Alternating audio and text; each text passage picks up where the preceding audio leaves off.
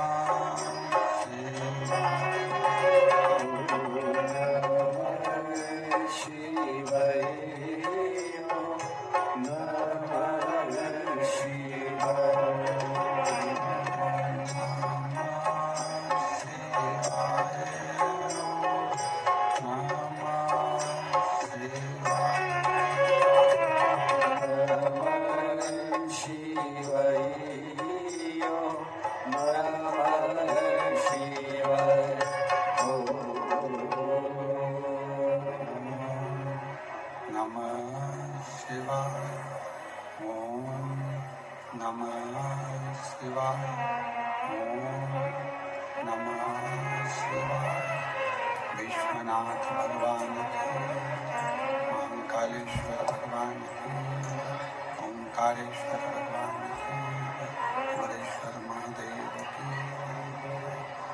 हर हर महादेव, हर हर महादेव, हर हर महादेव। काशी विश्वनाथ कालदर्शी कैलाशी अविनाशी भगवान श्री जिनकी पुनीत पावन पवित्र शिव महापुराण कथा के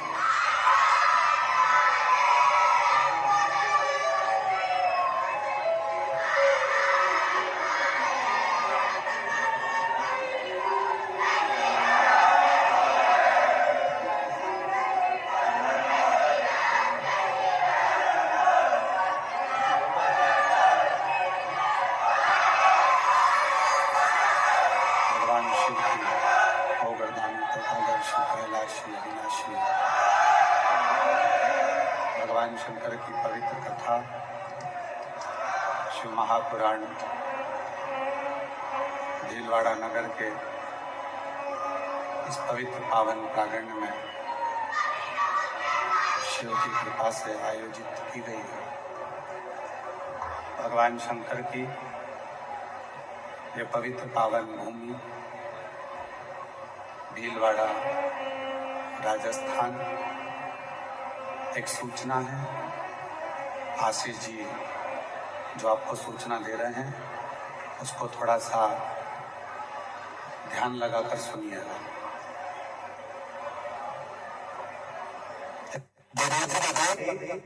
देखिए, रेखा कंवर और कविता कंवर जो मोहन सिंह जी की धर्मपत्नी है, अगर मेरी आवाज सुन रही हो तो वो पुलिस कंट्रोल रूम पर अतिशीघ्र पहुंचे। रेखा कंवर और कविता कंवर जो मोहन सिंह जी की धर्मपत्नी है, वे अतिशीघ्र पुलिस कंट्रोल रूम पहुंचे। जय जय श्री राधे। भीलवाड़ा राजस्थान की यह पवित्र पावन भूमि जहां भगवान शिव की पवित्र पावन कथा श्रवण करने का सौभाग्य आप और हम सभी को प्राप्त हुआ है। कथा मंडप में विराजमान सभी संत, साधु, गुरुजन, जगत गुरु एवं महामंडलेश्वर एवं संत, साधु, ब्राह्मण जन सभी के चरणों को नमन करते हुए कथा के मुख्य आयोजक श्री संकट मोचन श्री हनुमान जी महाराज एवं श्री संकट मोचन हनुमान मंदिर के महंत श्री आज वो महामंडलेश्वर भी बन गए हैं, तो उनको एक बार जोरदार ताली बजाकर साधुवाद। तो महामंडलेश्वर श्री बाबूगिरी जी महाराज जी, उनके लिए एक बार जोरदार ताली बजाकर साधुवाद।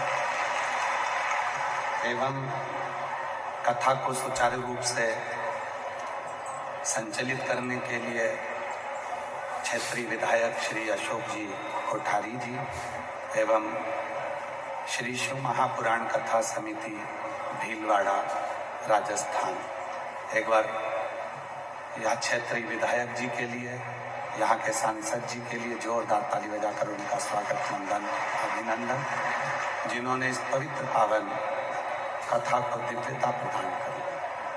कथा मंडप में ही विराजमान महामंडलेश्वर हंसराज महाराज श्री, महामंडलेश्वर स्वामी हितेश्वरानंद सरस्वती जी, पंचायती निरंजनी अखाड़े के अध्यक्ष महंत श्री रविंद्रपुरी जी, अखिल भारतीय अखाड़ा परिषद के हनुमान जी के महंत श्री बलवंत जी, दिगंबर कुशाल भारती जी, महंत राम रतन गिरी जी, महंत दिनेश गिरी जी, एक बार इनके लिए भी जोरदार ताली बजाकर साधुवाद। कथा में जो प्रतिदिन अनुष्ठान में पूजन में मुख्य यजमान का पद ग्रहण करे श्री राम प्रकाश मनी जी बहेड़िया भीलवाड़ा राजस्थान से, इनके लिए भी एक बार जोरदार ताली बजाकर उनका भी स्वागत। ये पवित्र कथा शिव की कृपा से, उनकी उदारता से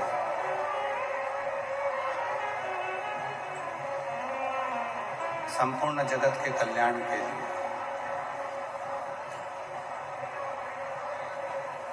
संपूर्ण विश्व में ये कथा एक विश्वास देती है।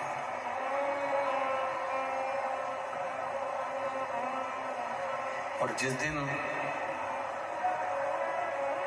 आपने और हमने अपनी जिंदगी में शिव पर विश्वास कर लिया, उस दिन फिर आपको और हमको भटकना नहीं पड़ेगा। तेरी कृपा बिना नाहिले एक भी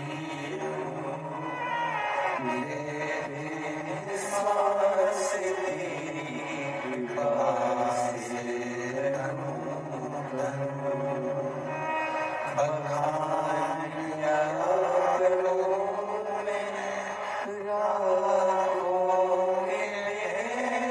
का चपटी भगवत में खजाना हे गंगाधार मुक्ति ओंकार तू भोले ओंकार तू आयो शक्ति आए शंभो कार तू बखान क्या करूं मैं राखों के ढेर का चपटी भगवत में खजाना तेरा हे गंगाधार मुक्ति ओंकार तू भोले ओंकार तू आयो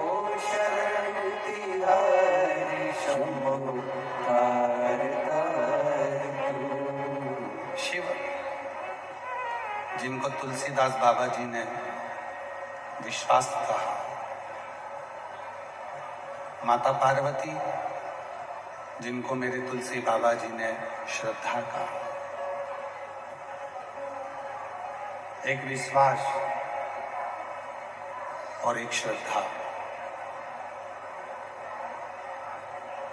एक मानव की देह को मंजिल तक पहुंचाने के लिए ये दो चीजें बहुत जरूरी है।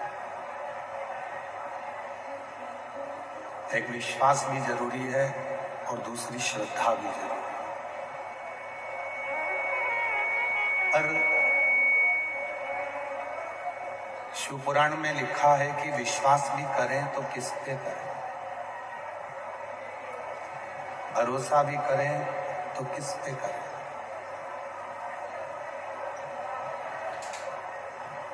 हम किस पे विश्वास करें, हम किस पे श्रद्धा करें।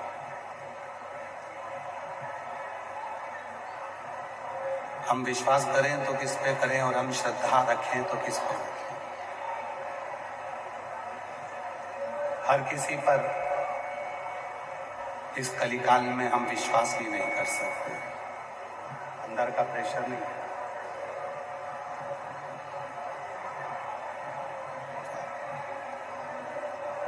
हर किसी पर हम विश्वास भी नहीं कर सकते। इसलिए शिव महापुराण की कथा कहती है कि विश्वास करना है तो केवल देव अधिदेव महादेव पर, अपने पिता पर और अपने आप पर इतना भरोसा रखो कि जिंदगी की कोई भी अड़चन आ जाए, उसको समाप्त करने की जवाबदारी तुम्हारी भी है, शिव की भी है और घर के पिता की भी है।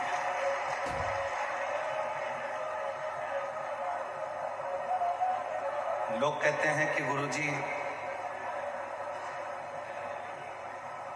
धन संपदा पैसा आज के जमाने में हर आदमी को बिगाड़ देता है, पर सही मायने में कहें पैसा आदमी को नहीं बिगाड़ता, आदमी पैसे को बिगाड़ देता है।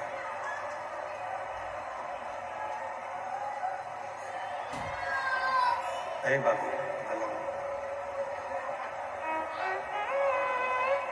लोग कहते हैं कि धन आया, संपदा आई, पैसा आया तो इस पैसे ने आदमी को बिगाड़ दिया, पैसे ने आदमी को बिगाड़ दिया। पर शिव महापुराण की कथा कहती है कि पैसा आदमी को नहीं बिगाड़ता, बल्कि आदमी पैसे को बिगाड़ देता है। उस पैसे को कहाँ लेकर जाना है, कब लेकर जाना है, किस जगह पर लेकर जाना है और आदमी उस पैसे को कहाँ लेकर जाना है। इस बुद्धि को,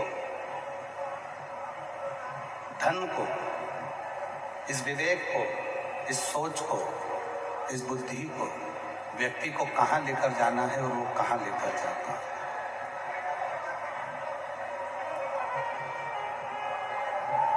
हम आपसे एक प्रश्न करें, आप सब भोजन करने बैठते हो, रोज भोजन करते हो, स्पीकरों की आवाज नहीं आ रही, चोंगों की आवाज आ रही, इसलिए आवाज नहीं।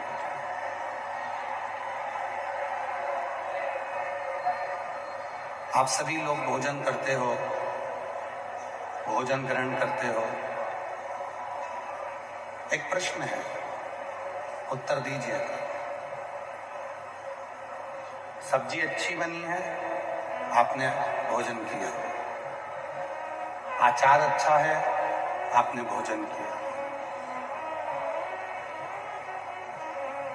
रायता अच्छा बना है, आपने भोजन किया। और उस भोजन की थाली में दाल अच्छी है, सब्जी अच्छी है। मान लो एक सब्जी, उसमें नमक नहीं है, सारी सब्जी अच्छी बनी है,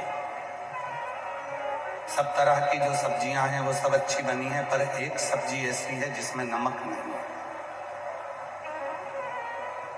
और जिस सब्जी में नमक नहीं है, पूरी थाली के भोजन में आपका ध्यान उसी सब्जी पर बार बार जाएगा।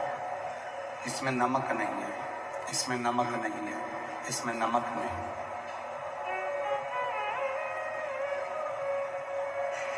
दूसरे से भी कहोगे कि इसमें नमक नहीं है,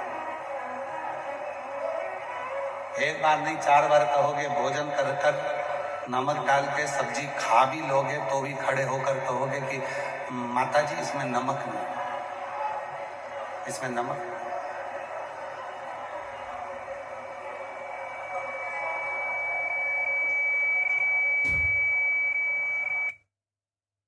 बार बार ध्यान जा रहा है कि इसमें नमक नहीं। उसी तरह हमारा संपूर्ण जीवन, हमारा संपूर्ण जीवन, हम प्रयास करते हैं, आवाज नहीं आ रही अंदर, हम प्रयास करते हैं कि हमारा संपूर्ण जीवन में हम कुछ अच्छा देखें।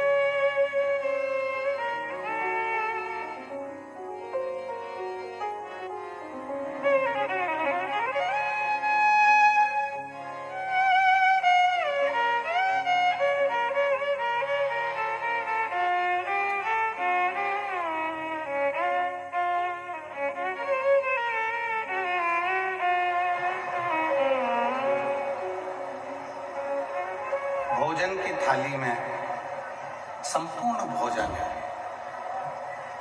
संपूर्ण भोजन, पर उस भोजन की थाली में एक सब्जी है और उस सब्जी में नमक नहीं है। जिसमें नमक नहीं है वो सब्जी हमारे स्मरण में बार बार आती है, बार बार।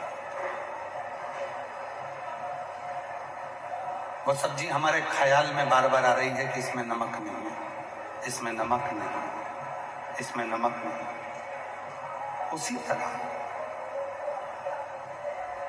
शिव पुराण कहती है मानव का जीवन भी ऐसा ही है।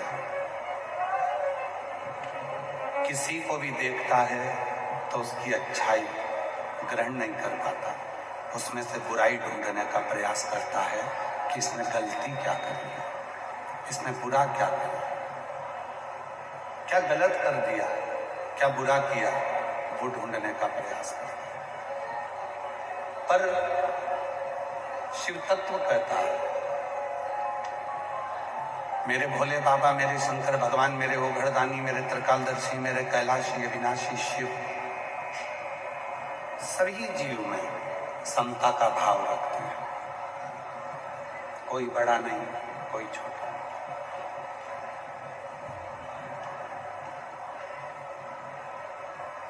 तेरे लाखों दीवाने बड़े से बड़े, तेरे चरणों में कंकर माटी से पड़े। उसके लाखों दीवाने, सब सम, सबकी समता। हमारे बीच में श्री आनंद प्रकाश जी ब्रह्मचारी महाराज हरिद्वार से पधारे हैं। एक बार जोरदार ताली बजाकर उनका स्वागत, वंदन, अभिनंदन। शिव तत्व की प्राप्ति समता में। हमने पहले भी कथा में कहा, आज फिर कहते हैं, मेरी माताओं, जितनी भी मेरी बुजुर्ग माँ बैठी हैं, आप लोगों से निवेदन करूं मैं, तुम्हारी बड़ी बहू कितनी भी अच्छी हो, फिर भी छोटी बहू की बुराई मत करना, और तुम्हारी छोटी बहू कितनी भी अच्छी हो तो भी बड़ी बहू की बुराई मत करना, कभी मत करो। क्या कारण है? उसका एक कारण है, बुढ़ापा आते आते हो सकता है कि गेंद किसी के भी पाले में चली जाए और किसी से भी पाला पड़ जाए। इसलिए अपनी बुद्धि में ये बात बिठा कर रखो, अपने विवेक में ये बात बिठा कर रखो कि हमें किसी की निंदा नहीं करनी, हमें निंदा से परे।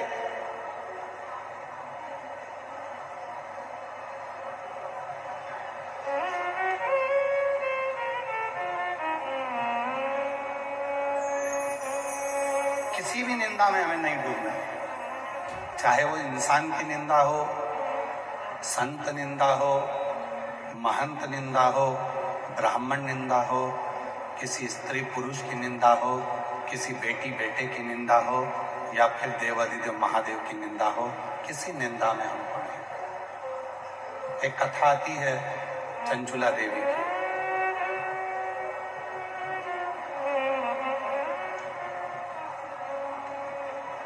तुमरुका जी ने जब शिव महापुराण की कथा पूरी की पूरी सुना दी और शिव महापुराण की कथा जब पूर्ण विराम की ओर जाने लगी, कथा विराम की ओर गई, तब तुमरुका जी ने भगवान देवाधिदेव महादेव से एक प्रश्न किया, बाबा, आज मैं वक्ता हूं, आप श्रोता हो, आप कथा के श्रोता हो, ईसर गोरा बनकर आप कथा को श्रवण कर रहे हैं, जजमान बनकर आप कथा को सुन रहे हैं।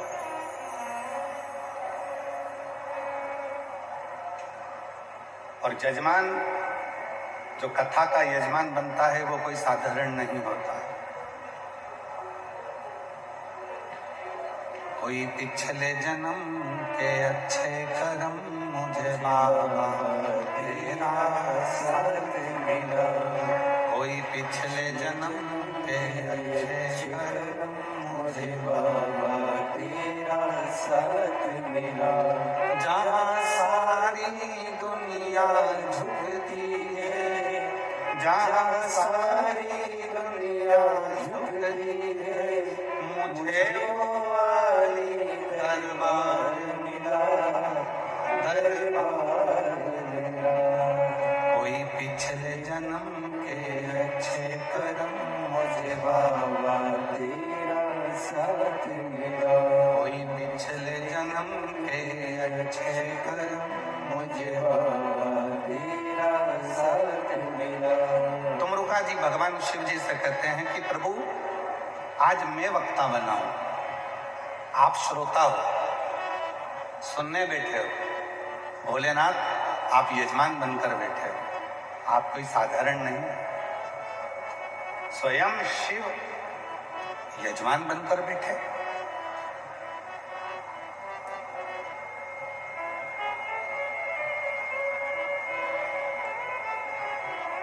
अच्छा, एक बात बताइए, गंगा जी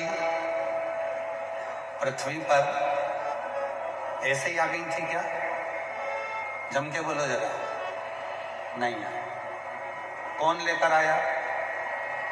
जम के आवाज नहीं आई, जरा बोलो। भाग्य।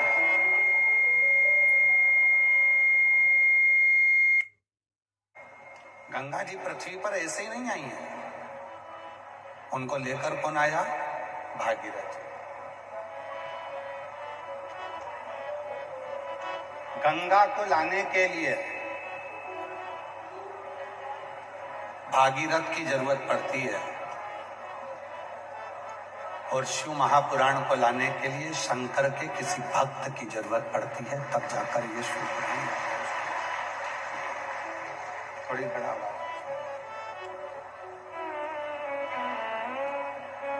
भागीरथ गंगा को लेकर आए, तब जाकर गंगा पृथ्वी पर आई, वरना गंगा पृथ्वी पर नहीं आती।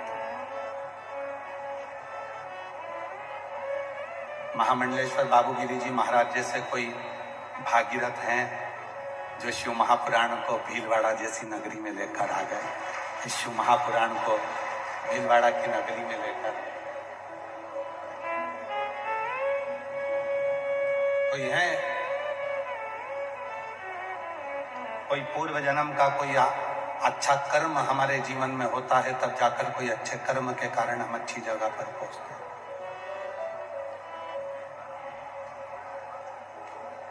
यहाँ जयपुर से आत्री जी और उनके साथी लोग आए हुए हैं। कहाँ बैठे हैं? ये आत्री जी। और अभी इन्होंने जयपुर मानसरोवर में सुंदर शिव महापुराण की दिव्य कथा का आयोजन कराया। शिव पुराण आत्री जी के शब्द थे, गुरुजी हमारी संस्था ने ढेरों कथा कराई, पर जो कथा शिव महापुराण की हुई उसको कराने वाला हम तो नहीं थे, शिव जी करा रहे थे और शिव जी ही सुन रहे थे। ये इनके शब्द थे। धन्यवाद। ये इनके शब्द थे। और भीलवाड़ा के क्षेत्र में भी जो कथा हो रही है, भीलवाड़ा नगर में जो कथा हो रही है, भीलवाड़ा कि शिव महापुराण सेवा समिति इस कथा को करा रही है। विधायक महोदय कोठारी जी, सांसद महोदय अग्रवाल जी, इस पूरे क्षेत्र के आनंदमय महामंडलेश्वर श्री बाबूगिरी जी महाराज, यजमान परिवार और ऐसे ना जाने कितने परिवार इस कथा को संजोने में लगे हुए हैं, इसको बढ़ाने में लगे हुए हैं। ये कथा कोई साधारण नहीं है।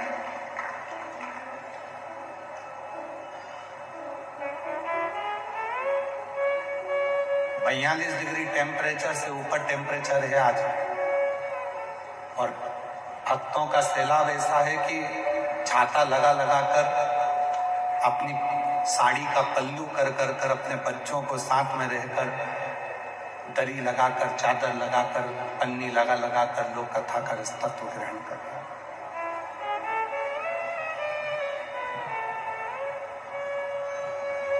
किसी को कहा जाए इतनी गर्मी में कि आप अपने घर से बाहर निकल जाओ तो कोई नहीं निकलेगा। केवल एक शिव के लिए, शंकर भगवान की परम कथा के लिए लोग अपना एसी का रूम और डनलप का गद्दा, कूलर, पंखा छोड़कर पसीने में नहा रहे हैं, धूप में बैठकर, छाता लगाकर कथा का रसतत्व ग्रहण कर रहे हैं। तुमको क्या लगता है कि तुम कथा सुनने के लिए आए हो? तुमको लगता है कि छाता लगाकर तुम कथा सुन रहे हो? तुमको लगता है कि कपड़ा सिर पे डालकर तुम कथा सुन रहे हो? नहीं नहीं नहीं। मोहल्ले में शादी होती है, कई बार पत्रिका सगे भाई को नहीं दी जाती है, और पूरे मोहल्ले में जिससे अच्छी पहचान होती है शादी की पत्रिका उसी को दी जाती है।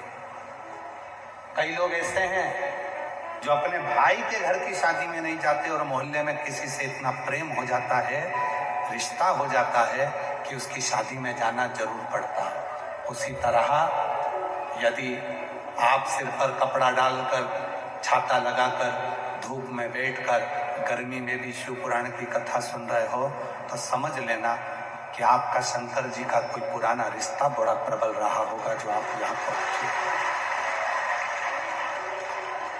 और वो रिश्ता साधारण नहीं है। क्या देकर भेजेगा मेरा बाबा? आज कथा का छठा दिवस है, 2 बजे से 5 बजे तक कथा हो जाएगी। कल कथा का 7वां दिवस हो जाएगा। सवेरे 8 बजे से 11 बजे तक कथा हो जाएगी। टीवी पर वही 2 बजे से 5 बजे तक आ जाएगी। पंडाल में आज शिवरात्रि है कथा की। रात भर शिव भक्त खूब भजन करते हैं, नाचते हैं, गाते हैं, स्मरण करते हैं। सवेरे 8 बजे कथा सुनते हैं, 11 बजे रज को नमन कर कर, प्रणाम कर कर अपने अपने गंतव्य की ओर चले जाते हैं। क्या देगा वो, कैसे देगा वो, कब देगा वो उसके ऊपर निर्भर करता है।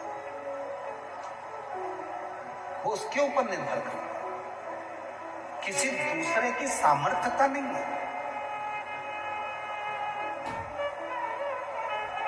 एक लड़का बैठा है जिसकी नेत्र की ज्योति नहीं। महाराज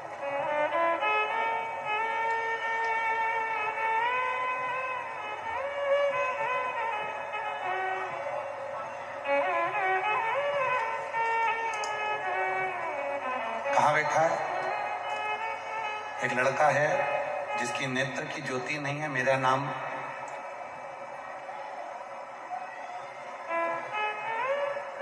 शिवजी शर्मा, गांव भगोरिया, तहसील सांगानेर, जिला जयपुर से आया हूं। कहीं बैठा हूं, कहीं बैठे हो तो हाथ हिलाएंगे। 10 साल की उम्र में मेरी आंखों की रोशनी चली गई। कहीं बैठे हो बेटा तो हाथ हिला सकते हैं। मेरा नाम शिवजी शर्मा, गांव भगोरिया, तहसील सांगानेर, जिला जयपुर से आया हूं। मेरा मोबाइल नंबर ये है। एक लोटे जल का मैं क्या वर्णन करूं गुरुदेव। 10 साल की उम्र में मेरी आंख की रोशनी चली गई। जब से रोशनी गई तब से मैं शिव जी को ही बस मानता हूं, बाकी के कहीं मेरा ध्यान नहीं जाता। अगर कहीं बैठे हो तो आ सकते हैं। गुरुदेव, 10 साल की उम्र में मेरी आंख चली गई। अंदर से बड़ा टूट चुका था,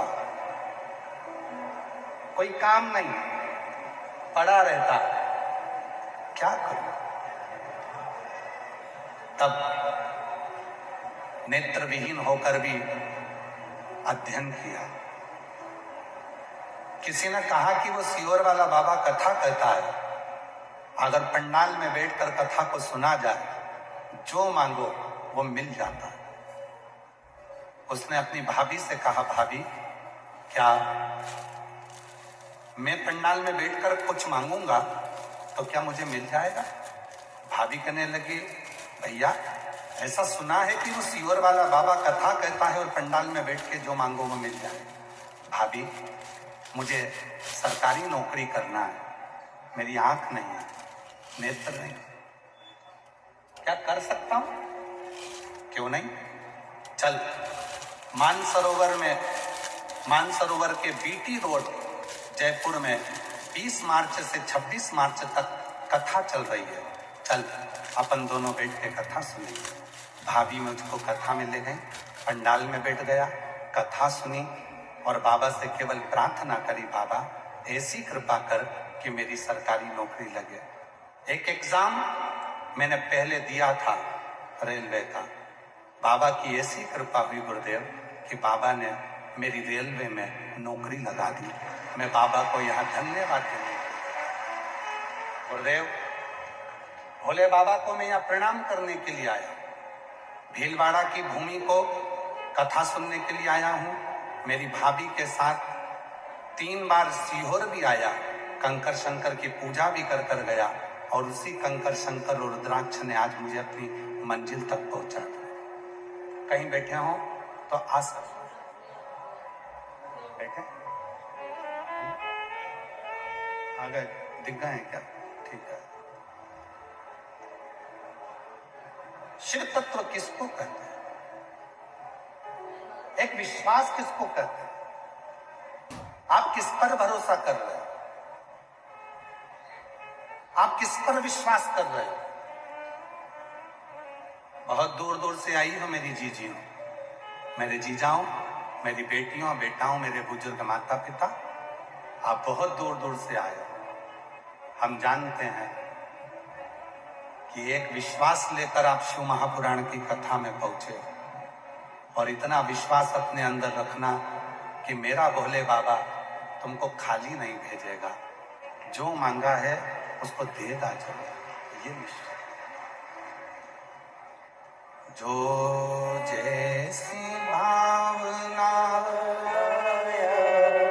वो ऐसा ही फल पाया, नहीं खाली उसे लौटाया, वो मन ही मन हर्षाया, और कर दिया माला माल काशी वाले ने, लुटा दिया भंडार काशी वाले ने, लुटा दिया भंडार काशी वाले ने, कर दिया माला माल काशी वाले ने। आप किस भावना से आए? इसके नेत्र नहीं है, 10 वर्ष की आयु में नेत्र चले गए, पर हिम्मत नहीं हारी, शिव पर भरोसा कर। चल मैं तुझको लेकर चलती हूँ। भाभी बोली कि मैं तुझे कथा के पंडाल में बिठाकर कथा सुना। क्या नहीं देता, क्या नहीं प्रदान करता। महाराज शिव जी की कथा कर रहे हैं, भगवान ओघड़दानी की कथा कर रहे हैं।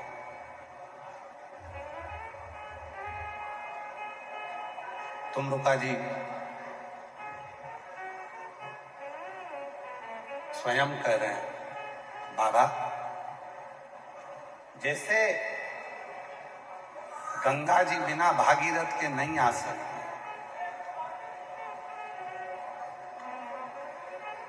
जैसे गंगा जी बिना भागीरथ के नहीं आ सकती,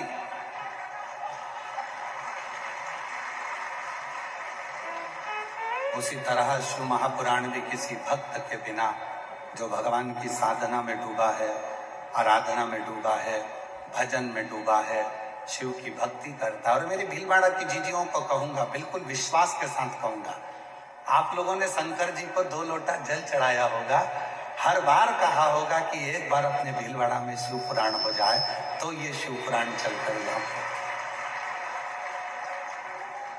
बड़ी मुश्किल है शिव पुराण की कथा को आना, बहुत मुश्किल, क्योंकि इसकी व्यवस्था करना शिव महापुराण की सबसे ज्यादा कठिन है व्यवस्था। रोज लाखों में भीड़ बढ़ती चली जाती है, रोज प्रतिदिन,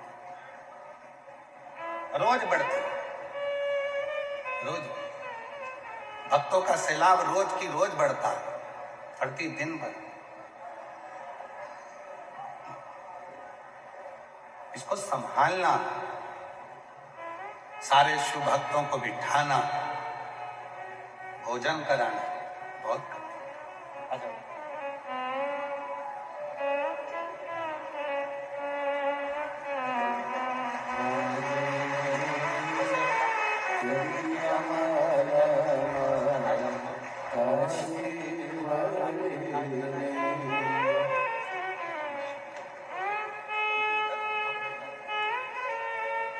रेलवे टेक्नीशियन के पद पर, कंप्यूटर ऑपरेटर के पद पर बेटे की नौकरी लगी, एक बार जोरदार ताली बजाइए।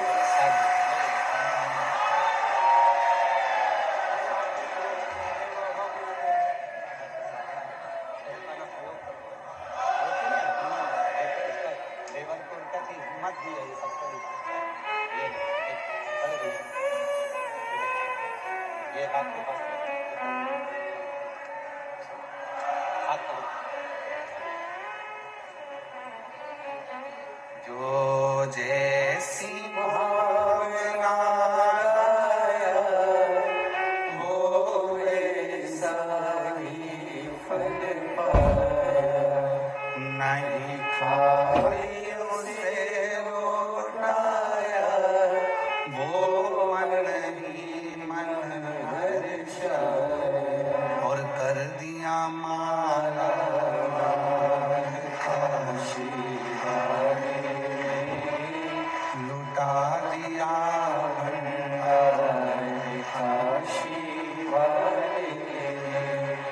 के लिए एक बार जोरदार ताली बजाओ, और उसकी भाभी माँ के लिए भी ताली बजाओ, जिसने कथा के पंडाल में ले जाकर कथा श्रवण करवाई। 3 बार कुबरेश्वर धाम सीहोर ले गई, कंकर शंकर की पूजन करा दी, रुद्राक्ष लिए, बाबा से प्रार्थना करी। और आज उस बच्चे के नेत्र ना होने के बाद भी रेलवे में नौकरी लगी है। एक बार जोरदार ताली बजाकर साथ में।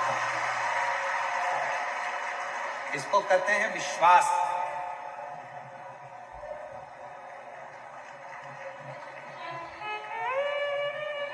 इसको कहते हैं भरोसा। इसको कहते हैं दृढ़ता। पूरी दुनिया भले आप लोगों के ऊपर हंसती हो, कहती हो कि कहां किस बाबा के चक्कर में पागल हो रहे हो, कहां कथा में जाकर बैठ रहे हो, इतनी धूप में क्यों कथा में जा रहे हो। लोग तुम पर भले हंसें, पर शिव पुराण कहती है जिस पर दुनिया हंसी है उसी ने इतिहास रची है। उसी ने हंसेंगे लोग तुम पर, ताना देंगे लोग तुम पर। कहां वो सीवर वाले के चक्कर में पड़े हो, कहां वो सीवर वाले की शिव पुराण के चक्कर में पड़े हो।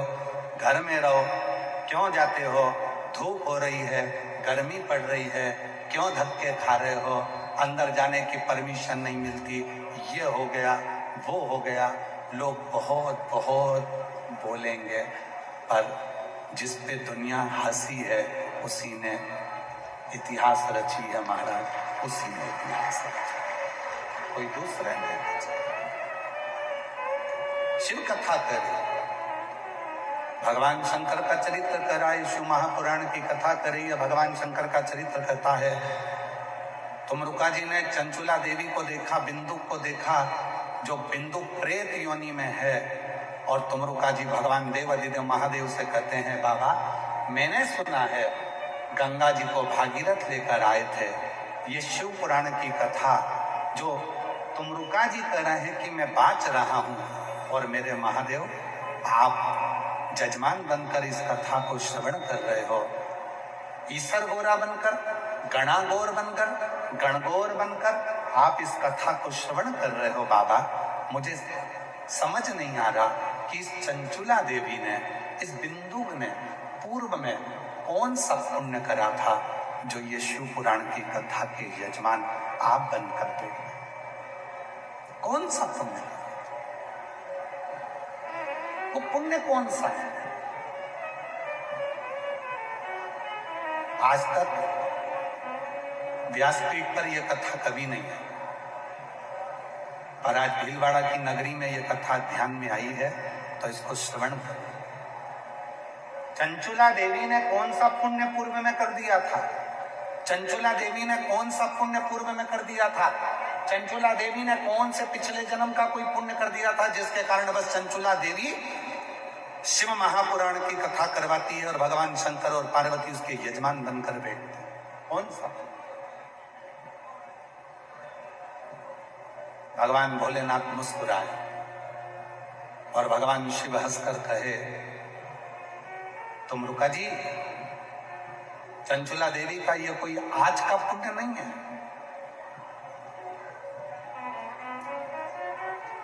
तुमरुका तुरंत बोले बाबा 2 संशय हैं मेरी जिंदगी में। मैंने शिव महापुराण की कथा बाची, चंचुला देवी ने श्रवण करी, बिंदु प्रेत योनि से मुक्त हुआ, आप जजमान बनकर बैठे। मेरे 2 संशय। एक संशय तो यह है कि चंचुला देवी के इससे कौन सा पुण्य था जो चंचुला देवी ने शिव महापुराण की कथा करवाई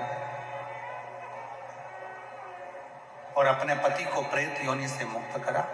और दूसरा प्रश्न यह है कि बिंदुक ने ऐसा कौन सा पाप कर दिया था जो बिंदुक मरने के बाद प्रेत योनि में पड़ गया। पत्नी पुण्य कर रही है और पति प्रेत योनि में है, ये समझ में नहीं आया। ये कुछ समझ में नहीं आया। आखिर ऐसा कौन सा पुण्य चंचुला के जीवन में था जो चंचुला शिव महापुराण की कथा करवाती है और शंकर पार्वती यजमान बनकर बैठते।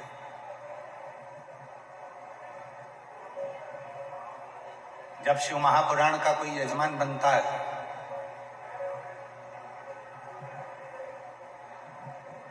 जैसे यहां पर भी यजमान बनाकर बिठाए गए हैं परिवार को, बहेड़िया परिवार जो बैठा है यजमान बनकर, राम प्रकाश मणि जी, शिव महापुराण में जो यजमान बनकर बैठता है उसको भी विचार करना चाहिए।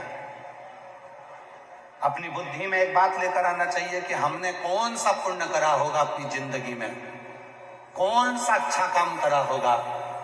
71 पीढ़ी में ना जाने कौन सा पुण्य ऐसा हो गया होगा जो भोलेनाथ ने हमको यजमान बनाकर बिठा दिया। कौन सा पुण्य। जब सीहोर कुबरेश्वर धाम पर गुरु पूर्णिमा की कथा होती है, 2 कथा होती है सीहोर कुबरेश्वर धाम पर। एक होती है गुरु पूर्णिमा महोत्सव, उसमें भी शिव पुराण की कथा होती है, और एक होती है रुद्राक्ष महोत्सव, उसमें भी शिव पुराण की कथा होती है। जब बहुत दूर दूर के पूरे भारत की भूमि के, देश के, विदेश के भक्त कुबरेश्वर धाम पर जब यजमान बनते हैं तो हम उनसे मिलते हैं, तब हम उनसे एक ही बात करते हैं कि तुम्हारे 71 पीढ़ी का कोई पुण्य तुम्हारे दादा परदादा और तुम्हारा रहा होगा जो बाबा ने तुमको कुबरेश्वर धाम में यजमान पद ग्रहण करवा दिया। कोई पुण्य तुम्हारा पूर्व का रहा होगा, ना जाने कितना कितना तुम्हारा शिव से संबंध रहा होगा, जो ये पुण्य तुम्हारे सम्मुख में, ये पुण्य तुम्हारे सम्मुख। आज वही तो तुम रुका जी भी कर रहे हैं, तुम रुका जी भी तो भगवान शिव जी से कर रहे हैं कि मेरा संशय मिटा दो। कथा तो मैंने सुना दी, कथा सुन भी ली, चंचुला देवी ने श्रवण भी कर ली, बिंदु प्रेत योनि से भी मुक्त हो गया, सब कुछ हो गया, कथा विराम भी होने वाली है, पर मेरा संशय मिटा दो कि चंचुला देवी का कौन सा पुण्य था और बिंदु का कौन सा पाप था, वो मुझे श्रवण करना है। देव अधिदेव महादेव ने मुस्कुराकर उत्तर दिया। शिव महापुराण की कथा कहती है, जब भी जिंदगी में अगर कोई प्रश्न तुम्हारे सामने आए और उसका उत्तर जब भी दो तो मुस्कुरा कर दो, जिससे आपकी जिंदगी में कभी भी कोई चिंता व्यापे ना। दुनिया के लोगों की इतनी विचित्र आदत हो गई है, पत्नी प्रश्न करती है और पति चिड़चिड़ कर उत्तर देता है। पत्नी ने प्रश्न करा और पति ने चिढ़कर उत्तर दिया। पत्नी ने केवल इतना पूछा, क्यों तुम तो रोज 7 बजे आ जाते, आज तो 9 बजे आ रहे, तो इतने में पति चिढ़कर उत्तर देता है, तो मैं क्या कहीं चले गया था? फालतू की बात मत करा कर मेरे से, रोटी ला जा। चिढ़कर क्यों उत्तर देना? शिव महापुराण की कथा कहती है, पति अगर प्रश्न करे तो पत्नी को मुस्कुराकर उत्तर देना चाहिए, पत्नी प्रश्न करे तो पति को मुस्कुराकर उत्तर देना चाहिए, और घर के बच्चे प्रश्न करें तो माँ बाप को मुस्कुराकर उत्तर देना चाहिए। और माँ बाप अगर प्रश्न करें तो नवयुवक बेटों से निवेदन है और नवयुवक बेटियों से निवेदन है, जब घर के माता पिता प्रश्न करें तो मेरे नवयुवक बेटा बेटियों मुस्कुराकर उत्तर दिया करो तुम्हारे अपने पापा मम्मी से, मुस्कुराकर उत्तर दो। आपके चेहरे पर प्रसन्नता होना चाहिए उत्तर देते समय।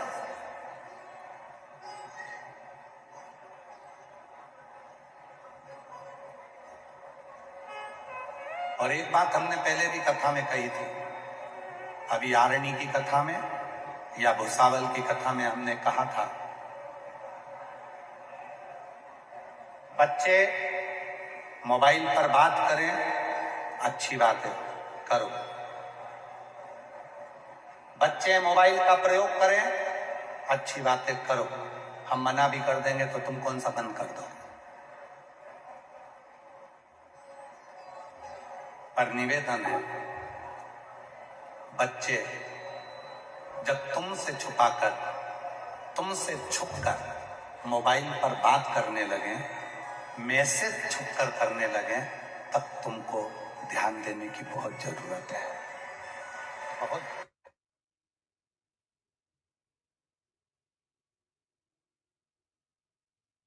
आज सबसे ज्यादा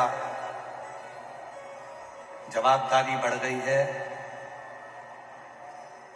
घर के बुजुर्गों की नहीं, घर के बड़ों की नहीं, आज सबसे ज्यादा जवाबदारी बढ़ गई है घर की बेटियों की।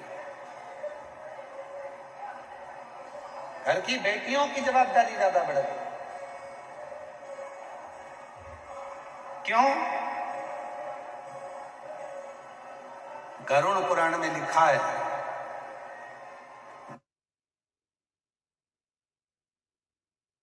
पिंड देता है माँ बाप का, तब माँ बाप स्वर्ग जाते हैं।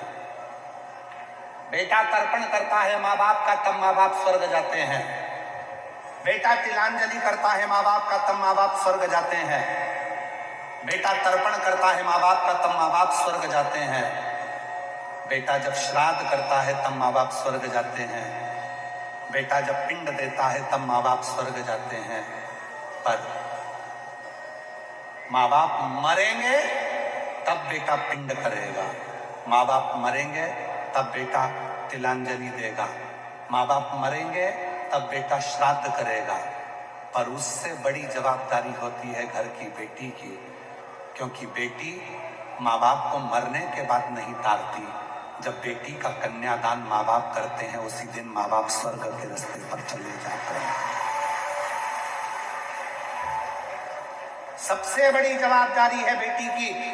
एक बेटी जिसको माँ अपनी कोख में रखती है, 9 महीना दुख झेलती है, तकलीफ झेलती है, उसको पाल पोस कर बड़ा करती है, और बड़ा करने के बाद अगर वो बेटी अपने माँ बाप को कन्यादान का मौका नहीं देती, तो वो माँ बाप जिंदगी भर जगह जगह प्रेत की योनि में भटकते रहते हैं और उनकी मुक्ति नहीं होती। उनका मोक्ष नहीं है। कितनी बेटियां बैठी हैं यहाँ? खड़ी हो जाओ सब। जितनी बेटी बैठी हैं सब खड़ी हो जाओ, दमदारी से खड़ी हो। तुम मेवाड़ की बेटियां हो। जिस समय पर भारत में सेना की कमी होती है, तब मेवाड़ की बेटियां तलवार लेकर पकड़ती हैं। तुम वो बेटियां हो। सारे पंडाल की, पीछे के पंडाल, आसपास के पंडाल की जितनी बेटियां, सब खड़ी हो जाओ। बेटियां बेटियां जिनकी शादी नहीं हुई है, जिनकी शादी नहीं हुई, वो बेटियां खड़ी हो और आज संकल्प करो। हम शिव पुराण की कथा में ये संकल्प लेते हैं कि हम अपने माँ बाप को कन्यादान का मौका जरूर देंगे, चाहे कुछ भी हो। ये जरा सी बॉडी शॉडी के चक्कर में और 10 रुपए के डीजल पेट्रोल के चक्कर में या चाउमीन के चक्कर में, सुंदर सुंदर काया के चक्कर में पढ़कर, लव जिहाद के चक्कर में पढ़कर अपनी जिंदगी बर्बाद मत कर लेना बेटी। सावधानी। बैठिए, प्रणाम आपके चरणों में, बैठ जाओ, प्रणाम।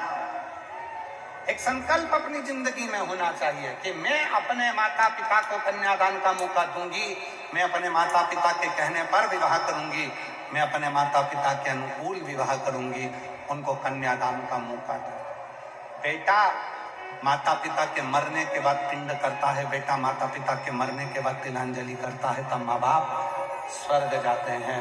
पर बेटी अपने माँ बाप को जीते जी केवल कन्यादान कराकर स्वर्ग भेज देती है, केवल कन्या। ये सीहोर वाला महाराज नहीं कह रहा है। गरुड़ पुराण को पढ़ो, गीता प्रेस गोरखपुर की लाकर उसका अध्ययन करो, आपको सब मिल जाए। आप ये मत सोचना कि सीहोर वाले बाबा ने कुछ बनाकर भेज बोल दिया, ना ना ना।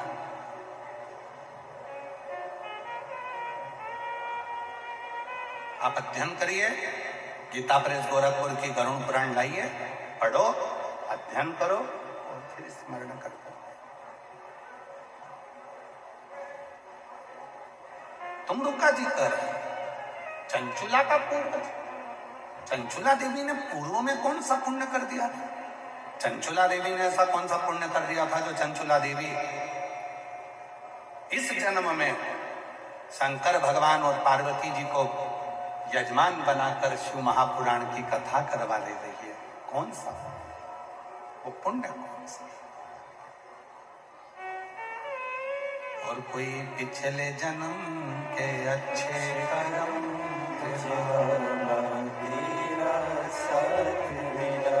कोई पिछले जन्म के अच्छे कर्म मुझे बाबा तेरा साथ मिला।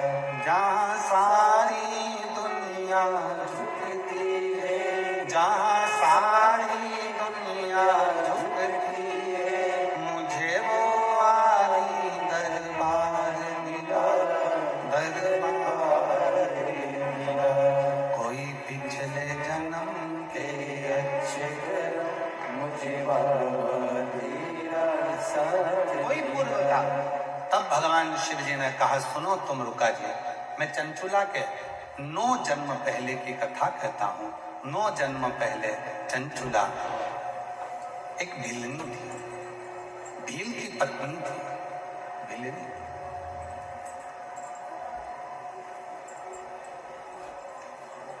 बड़ा सावधानी से सुनना, यह कथा व्यासपीठ पर पहली बार प्रथम में स्मरण में आती नहीं थी, भूल जाते थे, ध्यान नहीं रहता था स्मरण में। भिलनी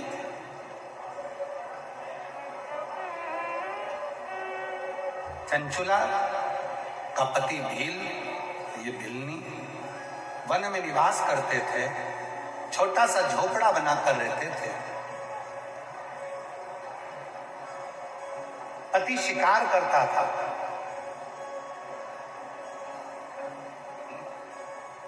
और पत्नी जंगल में कोई भी संत निकलता, उस संत से शिव चर्चा करते। एक बार उस भिलनी ने किसी संत के मुख से सुन लिया था कि शंकर भगवान के शिवलिंग की आकृति कैसी होगी, भगवान शंकर का शिवलिंग कैसा होता है, शिव जी का स्वरूप कैसा होता है, शिवलिंग कैसा होता है, उसका स्वरूप कैसा है, पूजन कैसे करना चाहिए, क्या करना चाहिए, एक लोटा जल कैसे समर्पित करना चाहिए, उसने जान।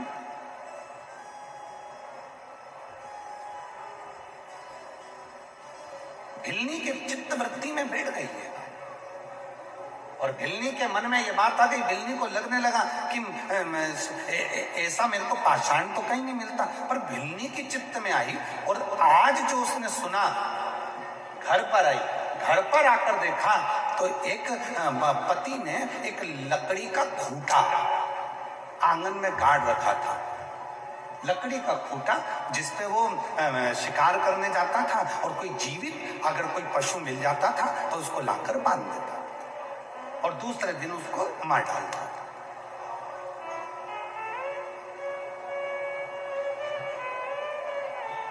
अब भिलनी की चित्तवृत्ति में तो शिवलिंग ही शिवलिंग था, भिलनी की चित्तवृत्ति में तो शंकर का शिवलिंग ही शिवलिंग ध्यान में आ रहा था। आप में से कई माताएं ऐसी बैठी हैं, कई जीजा ऐसे बैठे हैं, कई जीजियां ऐसी बैठी हैं, कई बेटियां ऐसी बैठी हैं, कई बेटा ऐसे बैठे हैं, कई बुजुर्ग माँ बाप ऐसे बैठे हैं जिनको अगर एक दिन भी कथा नहीं सुनती टीवी पर या मोबाइल पर तो बेचैनी होने लगती है। आज कथा नहीं सुन पाई, आज कथा में ऐसा लग रहा है खाली खाली खाली खाली, मन नहीं लग रहा, चित्त नहीं लग रहा। कई बार कई मेरी जीजियां बैठी हैं जिनका मन ही नहीं लगता अगर कथा नहीं सुने तो। जब तक वो शिव पुराण की कथा थोड़ी देर के नहीं सुन लेती मोबाइल पर, फोन पर या टीवी पर, कहीं पर भी किसी भी रूप में, तब तक उसका मन नहीं लगता। तो भले एक रील देख लूं पर शिव पुराण की एक छोटी सी रील देखूं पर देख लूं, उसका चित्त लग जाए, मन लग जाए, उसका हृदय लग जाए, मन लग जाए। अब भिलनी के ध्यान में शिव जी कह रहे हैं, तुम रुका जी, उस भिलनी के ध्यान में वो शिवलिंग की आकृति उसकी चित्त में, उसकी मन में आ गई। भिलनी के मन,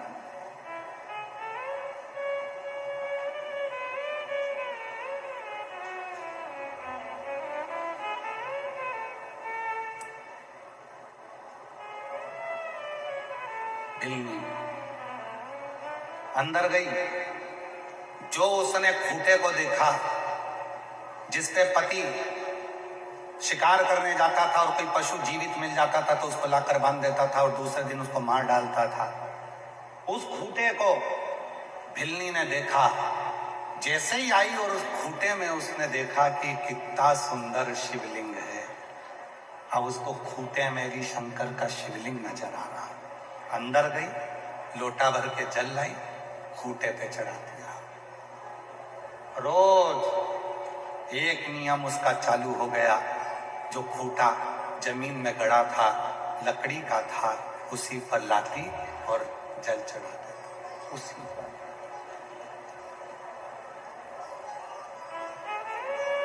अब ये कथा तो आप लोगों ने शिव पुराण में सुन रहे हो, ऐसी कैसी एक कथा महाभारत में।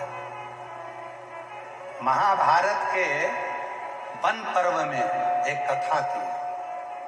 महाभारत के वन पर्व में कथा आती है कि पांडव वन में जा रहे हैं, उनको वनवास हो गया। पांडव को, पांडव वन में निवास कर रहे थे। अर्जुन युधिष्ठिर का नियम था प्रतिदिन शंकर के शिवलिंग पर जल चढ़ाना, और आज शंकर का शिवलिंग उनको मिला नहीं था तो अर्जुन ने भोजन किया नहीं था। भीम को मालूम पड़ा कि मेरे भाई अर्जुन ने भोजन नहीं किया, भीम को मालूम पड़ा कि मेरे भाई युधिष्ठिर ने भोजन नहीं किया, क्योंकि उन्होंने शंकर के शिवलिंग पर जल नहीं चढ़ाया। एक लोटा जल चढ़ाने के लिए मेरे भाई भोजन नहीं करे हैं, भूखे हैं। तब भीम गया और भीम ने जाकर एक पेड़ को काट दिया। पेड़ को काटकर उसी पेड़ की जड़ को भीम ने लकड़ी से घुमा घुमा कर उसको लकड़ी से उसको घुमाकर छील कर गोल कर दिया और गोल कर कर अपने भाई के पास आ गए। भीम पत्तों को उसके ऊपर चढ़ाकर, उस पत्तों को उसके ऊपर रखकर और अपने भाई अर्जुन के पास, युधिष्ठिर के पास आए। महाभारत का वन पर्व कहता है, जैसे ही भीम आए और भीम ने आकर कहा अर्जुन से, चलो चलो चलो, मुझे जंगल में शंकर का शिवलिंग मिल गया, तुम्हें जल चढ़ाना है, जल्दी चलो, जल भरो, जल्दी चलो। भीम के कहने पर अर्जुन ने, युधिष्ठिर ने लोटा भरकर जल लिया। जल लेकर जंगल में शंकर जी को चढ़ाने के लिए गए। जो भीम ने शंकर का स्वरूप बताया था, उसी स्वरूप पर अर्जुन ने और युधिष्ठिर ने जल चढ़ा दिया। जैसे ही जल चढ़ाया, अर्जुन युधिष्ठिर आए और उन्होंने भोजन कर लिया। जैसे ही भोजन करा, भीम तो खूब तेज हंसा। जब आप लोग शिव महापुराण के पंडाल की मिट्टी को अपने सिर से लगाती हो, सीहोर कुबरेश्वर धाम जाकर वहां के कंकर की पूजन करती हो, कंकर लाती हो, कंकर बीनती हो, रुद्राक्ष लाती हो, लोग तुमको देखकर हंसते हैं, ताना कसते हैं, हंसते हैं। आज वही की वही महाभारत के वन पर्व में वर्णन आता है। भीम, जैसे ही अर्जुन ने भोजन करा, जैसे युधिष्ठिर ने भोजन करा और भीम ने हंसना चालू करा, तो अर्जुन ने पूछा, क्यों रे भीम, तू क्यों हंस रहा है, क्या हो गया ऐसा? युधिष्ठिर ने पूछा, भीम तुम हंस क्यों रहे, हुआ क्या? हम भोजन कर रहे हैं और तुम हंस रहे हो। भीम कहने लगे कि मैं तुम दोनों को देखकर इसलिए हंस रहा हूं कि आज तुम दोनों ने जो शंकर जी का शिवलिंग समझकर तुमने जो जल चढ़ाया है, वो शिवलिंग नहीं था। मैंने पेड़ को काट दिया था, उसका जो नीचे का ठूठ था उसी को मैंने गोल कर दिया था और उसी पर मैंने पत्तियां रख दी थी, और तुम उसको शंकर का शिवलिंग समझकर उस पर जल चढ़ा दिए। तुम शंकर का शिवलिंग चढ़कर तुमने जल चढ़ा दिया और जल चढ़ाकर तुमने भोजन कर लिया, तुमने उसको पहचाना नहीं। अर्जुन ने कहा, ये भीम, तूने भले लकड़ी को काटकर जड़ को शिवलिंग बनाया हो, पर हमारी दृष्टि में जब हमने जल चढ़ाया तो वो दिल से चढ़ाया, दिल से चढ़ाया तो वो कंकर भी शंकर हो गया। दिल से चढ़ाया तो वो लकड़ी की जड़ भी शिवलिंग। शिवलिंग भीम कहने लगा, मैं नहीं मानता कि वो शिवलिंग हो गया, अब भी उखाड़ कर फेंकता। अब भी महाभारत का वन पर्व कहता है, महाभारत की कथा को यदि पढ़ोगे तो उसका वन पर्व पढ़िएगा, उस वन पर्व की कथा कहती है, भीम ने कहा मैं अब भी उखाड़ कर फेंकता।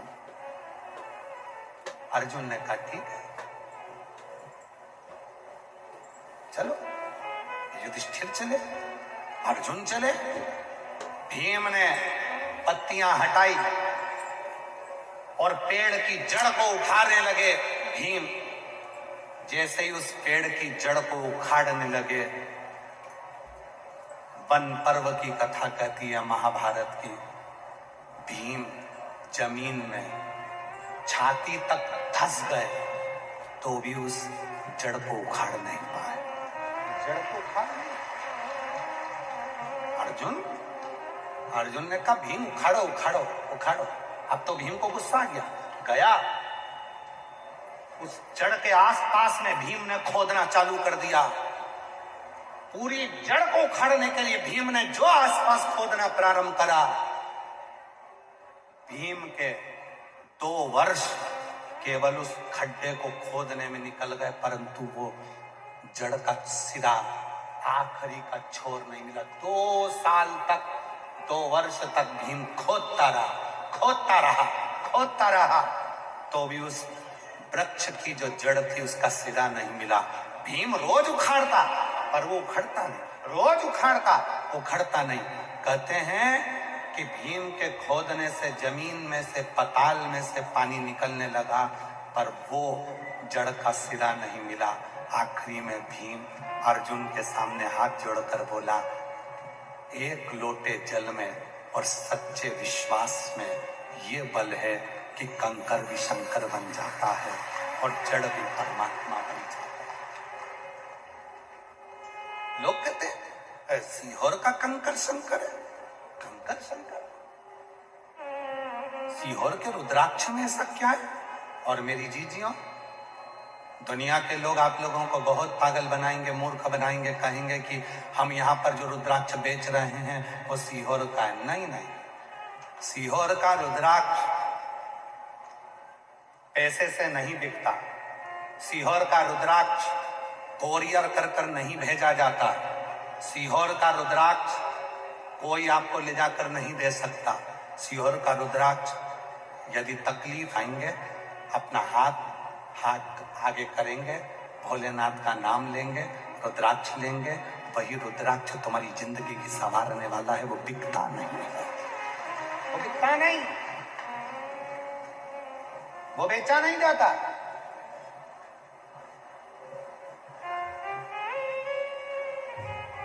किसी अंदाजे में मत रहना कि आप लोग सोचो कि ये यहाँ पर जो कथा के बाहर इतनी सारी दुकान लगती है तो हो सकता है सीहोर वाले बाबा की लगती है। सीहोर वाला बाबा अकेला आता है और ये कुबेरेश्वर धाम आता है। ये कुबेरेश्वर बाबा की पोथी और बाबा, उसको ना तुम्हारी इन दुकानों से मतलब है ना व्यापारों से मतलब।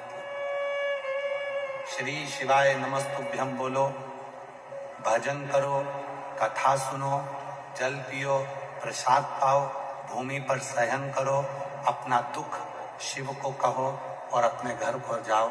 यही बस शिव पुराण का एक नियम है। क्या देगा वो जान। सीहोर वाला बाबा ना तो कभी भभूति देता है, ना बेल देता है, ना तुमसे मिलता। सीहोर वाला बाबा ना कभी तुम्हारे हाथ में कोई चीज देता है, ना कोई उपाय। सीहोर वाला बाबा इस व्यास पीठ से उतरने के बाद कभी कोई उपाय भी 50 बार पूछोगे तो भी नहीं बताएगा कि बाबा ऐसा दुख है, क्या करें। नहीं, कुछ है ही नहीं हमारे पास। शिव भजो, एक लोटा जल चढ़ाओ, शंकर का भजन करो। जो देगा मेरा कुबेरेश्वर बाबा देगा। आप आस लेकर आए हो, बैठे हो। एक पत्र है, एक पत्र में एक भाई ने लिखा, कितना सुंदर किया।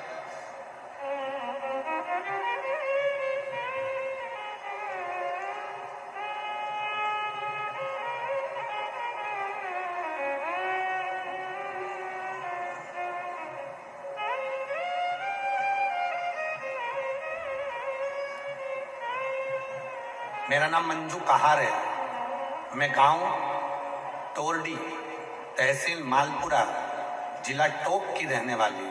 कहीं बैठी हो तो आ सकती हैं। मेरा नाम मंजू कहार है। मैं गांव तोरडी, तहसील मालपुरा, जिला टोक की रहने वाली हूँ। मेरा मोबाइल नंबर यह है। एक लोटे जल का मैं क्या वर्णन करूँ गुरुदेव। मैं कंपटीशन एग्जाम की तैयारी करती हूँ। सन 2021 से मैं टीचर का एग्जाम दे रही हूँ, पर 1-2 नंबर से दे जाती हूँ, होता नहीं। गुरुदेव, कई सालों से मेरा सिलेक्शन नहीं हुआ।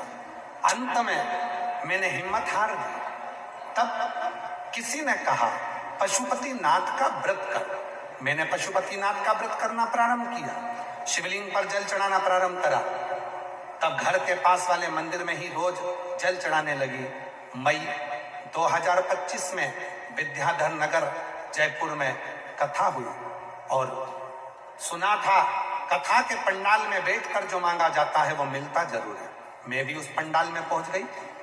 2025 में विद्याधर नगर के जयपुर वाली कथा में अपनी दीदी के साथ पहली बार पंडाल में पहुंची और 2 दिन की कथा सुनी। मैंने बाबा से प्रार्थना की कि बाबा 7-8 साल हो गए, पढ़ते पढ़ते सबसे निराश होकर यहाँ आई हूँ, आप मुझे हारने मत देना बाबा। बाबा, इसी साल सन 2025 में ही मुझे सरकारी नौकरी चाहिए बाबा, कुछ भी करो पर मेरी नौकरी लगा दो बाबा। मैं तेरे भरोसे आई हूँ। पंडाल में बैठकर बाबा की मिट्टी को अपने सिर से लगाकर प्रार्थना करी। गुरुदेव, बस बाबा की ऐसी कृपा हुई। 1 मई 2025 को मैंने कथा सुनी विद्याधर नगर जयपुर स्टेडियम में और बाबा की कृपा से 31 दिसंबर 2025 को मैं पटवारी बन गई। बाबा की कृपा से बाबा ने मुझे सरकारी नौकरी, मैं पटवारी बन गई। शिव की कृपा से मुझे सरकारी नौकरी मिल गई। मैं पटवारी के पद पर सिलेक्ट हो गई। आज मेरे बाबा को मैं धन्यवाद देने के लिए आई हूँ। गुरुदेव, मेरे बाबा ने मेरी लाज रख ली और शिव ने मेरे ऊपर कृपा कर दी। हमारे बीच में परम पूज्य संत शिरोमणि उज्जैन के 4 धाम मंदिर से महाराज श्री 1008 श्री शांति स्वरूपानंद जी महाराज जी पधारे। एक बार जोरदार ताली बजाकर उनका स्वागत, वंदन, अभिनंदन। बड़े रसिक संत, वाणी में जिनके सदा सरस्वती माँ विराजमान है, ऐसे परम रसिक 4 धाम मंदिर उज्जैन से स्वामी जी पधारे। एक बार जोरदार ताली बजाकर उनका स्वागत।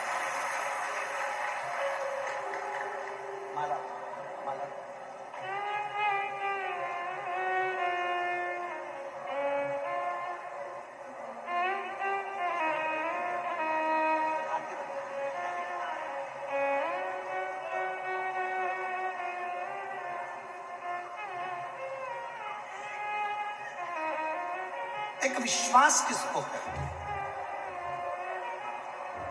एक भरोसा किसको कहते हैं, एक दृढ़ता किसको कहते हैं, वो शिव, वो शंकर की कथा।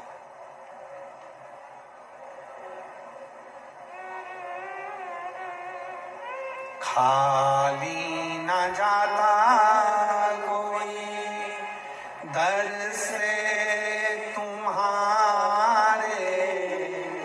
खाली न जाता कोई दर से तुम्हारे, मैं भी खड़ी हूँ नदी बारे पसारे, अपने हृदय से लगा लो, गिरा जा रहा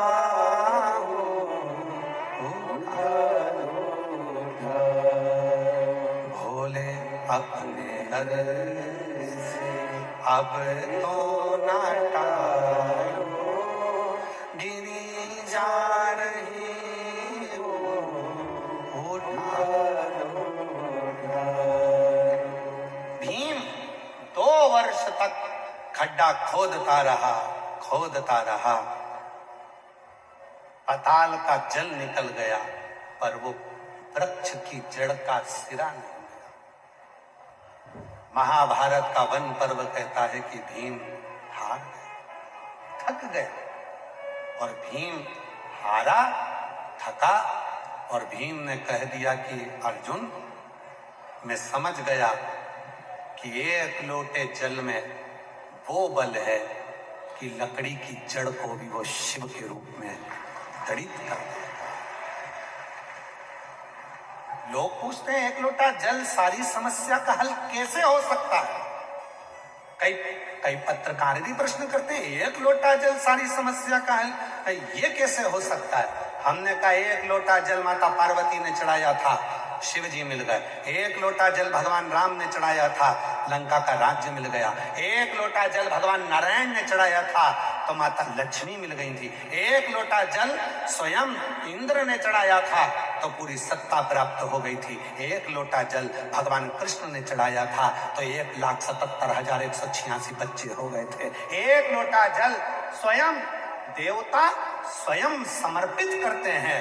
स्कंद पुराण को अगर उठाकर देखेंगे और स्कंद पुराण को अगर आप अध्ययन करेंगे तो स्कंद पुराण के एक पृष्ठ को यदि पढ़ेंगे, ऐसा कोई देवता नहीं है जो शंकर को एक लोटा जल नहीं चढ़ाता। इसीलिए इस नारे को प्रबल करा, एक लोटा जल सारी समस्या का हल। दुनिया में जितनी समस्या है उसका हल केवल एक लोटा जल है, केवल एक लोटा जल।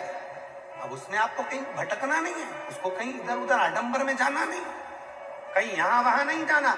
हम आप सोचो कि सीवर वाले बाबा के पास में कुछ होगा, सीवर वाले महाराज के पास होगा, कुछ भी नहीं है एक लोटा जल के सिवा। जल चढ़ाओ, किसी आडंबर में नहीं, किसी ढोंग ढकोसले में नहीं, कहीं आडंबर में नहीं फंसना। केवल शिव के मंदिर जाओ, एक लोटा जल चढ़ाओ, एक कहीं नहीं बैठा, कहीं नहीं था।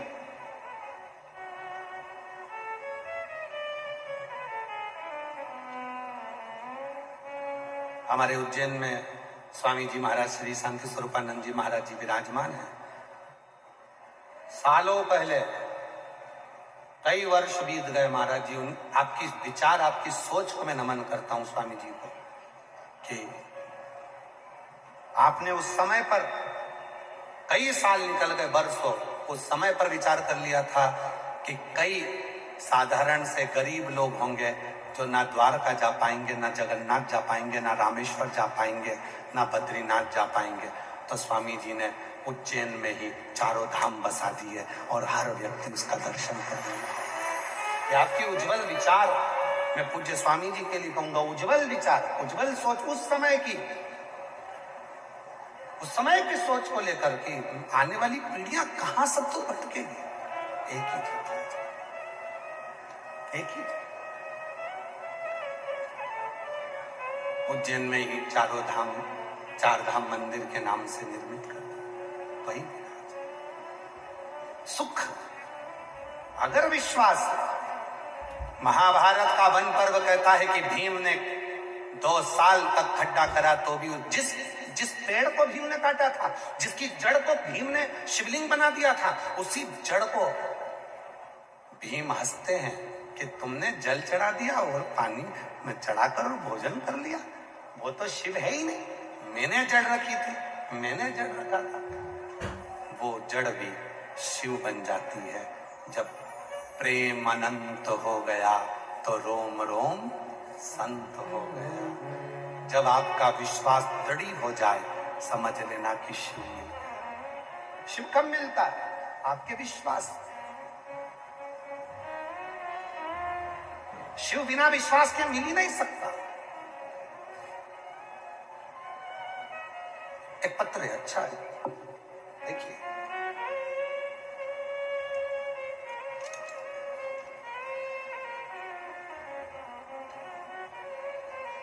मेरा नाम संतोष सेन, पत्नी का नाम मनीषा सेन, जिला नागौर, राजस्थान से हूं। मेरा मोबाइल नंबर ये है। गुरुजी, कथा पंडाल में बैठकर कथा सुनना और पशुपति व्रत करना, इससे इतना फायदा होता है, यह मुझसे पूछे।